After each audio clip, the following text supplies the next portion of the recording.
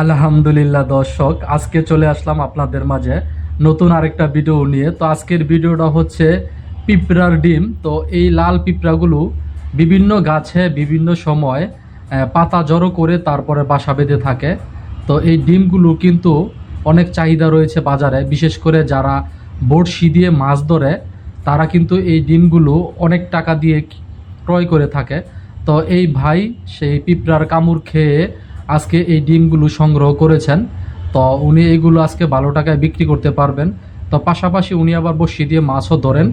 তো এই ডিমগুলো দিয়ে মাছ ধরার একটা সুবিধা কি, মাছে কিন্তু এই ডিমগুলো অনেক খায়, সেই জন্য মাছ ধরাটা অনেক সহজ হয়ে যায়। তো এই ভাই অনেক পরিশ্রম করে এই ডিমগুলো সংগ্রহ করেছেন। তো আপনিও যদি বসে না থেকে আপনার এলাকাতে এরকম পিঁপড়ার বাসা থাকে, তাহলে আপনি এই ডিমগুলো সংগ্রহ করে বিক্রি করতে পারেন যারা মাছ ধরে বড়শি দিয়ে। তো এই ভাই দেখেন অনেক পরিশ্রম করে এই ডিমগুলো সংগ্রহ করতেছে।